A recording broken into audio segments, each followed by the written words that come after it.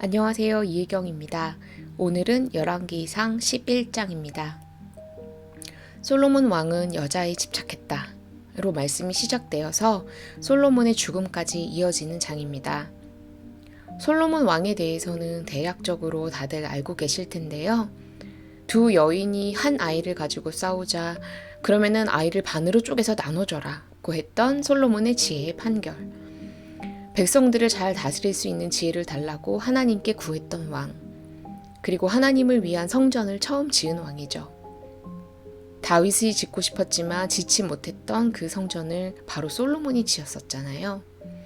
하지만 이런 업적을 쌓은 솔로몬에게도 치명적인 단점이 있었습니다. 아버지인 다윗도 여자 때문에 하나님 앞에 죄를 지었었는데 솔로몬은 여자 문제가 너무 심했습니다. 왕비를 700명이나 두었고 후궁을 300명이나 두었죠. 1000명의 아내를 둔 것입니다. 시대적 배경이 그러하니 정말 막말로 아내를 1000명 두는 것이 큰 문제가 되지는 않다고 생각할 수도 있을 것 같아요. 당시에는 일부 다처제가 가능했고 또 솔로몬은 왕이었으니까요. 그런데 문제는 솔로몬이 하나님이 결혼하지 말라고 했던 이방 여인들과 결혼을 했다는 것입니다. 이방 여인과 결혼이 문제가 되는 건 결국 그 여자들이 섬기는 이방 신이 하나님의 백성 이스라엘에게 유입되는 것이고 결국 그렇게 되면 백성들이 타락하게 되는 것이기 때문에 하나님은 이방 여인들과의 결혼을 금지하셨습니다. 나 외에 다른 신들을 섬기지 말라. 십계명의 첫 번째 계명입니다.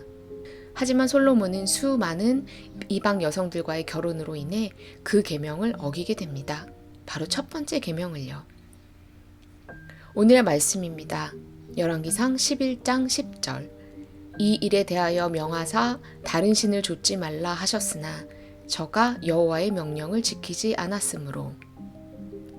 하나님이 다른 신들을 가까이 하지 말라고 2번이나 나타나 솔로몬에게 강하게 주의를 주셨는데도 솔로몬은 명령에 순종하지 않았습니다. 그 말을 무시한 거죠. 어떤 사람의 말을 무시한다는 것. 여러분도 그런 경험이 정말 많으실 텐데요. 내가 다른 사람에게 어떤 조언을 하거나 혹은 경고를 했는데 상대방이 무시할 때가 있잖아요. 그럴 때 어떤 생각이 드세요? 말 자체를 무시했다는 팩트보다는 나의 인격에 대한 모독으로 느껴질 때가 많지 않으세요? 그 모독은 상대방이 나를 존중하지 않는 것처럼 느꼈기 때문에 그렇게 또 전달되는 것인 것 같습니다. 어쩌면 하나님도 그런 기분을 느끼셨을 수 있을 것 같아요. 인간인 우리들이야 막말로 서로 존중할 수도 있고 안 할 수도 있고 이런저런 일들을 겪으면서 살아가겠지만 사실 하나님은 다른 문제입니다. 하나님을 존중하지 않는다는 것은 하나님이 내 삶의 주인 되신다는 것을 부정한다는 것이고 그것은 곧 하나님에 대한 반역입니다. 결국 하나님은 솔로몬에게서 나라를 빼앗으시고 하지만 또 다윗을 생각해 솔로몬이 아니라 솔로몬의 자녀 시대에 이 일을 이루실 것이라고 말씀하십니다. 결국 이스라엘은 북이스라엘과 남유다로 나뉘어지게 됐죠. 하나님은 솔로몬을 먼저 버리지 않으셨습니다. 솔로몬이 하나님을 버렸고 하나님이 2번이나 경고하셨고 그럼에도 바뀌지 않자 하나님이 솔로몬을 버리셨죠. 저는 솔로몬을 참 좋아했었는데요.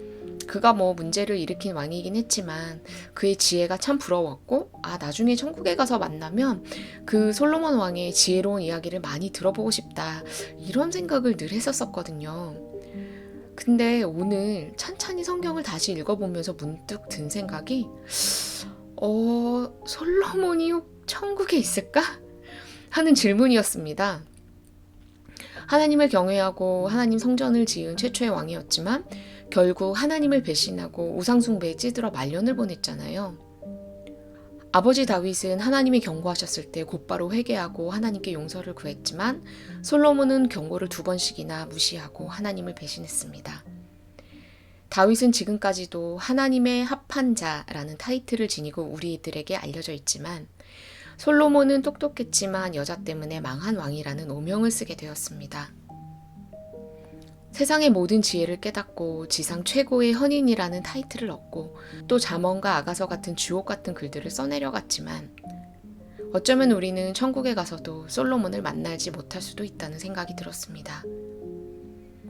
물론 하나님의 구원은 우리가 알 수 없는, 또 헤아리기 힘든 부분이라 잘 모르겠지만 과연 솔로몬이 천국에 있을까? 라는 질문이 드는 건 사실입니다. 아무리 똑똑하고 부자고 하나님의 성전을 지은 인물이라 하더라도 죽어서 천국에 갈 수 없다면 무슨 소용이 있을까요? 그 수많은 과업과 위대한 일보다도 중요한 건 결국 하나님에 대한 순종일 것 같습니다. 우리가 아무리 이 세상에서 대단한 업적을 쌓아도 천국이 보장되지 않는다면 헛산 것이 될 수 있다는 사실이 삶에 대해 다시 진지하게 생각해 보게 만드네요. 오늘 행복한 하루 되세요. 감사합니다.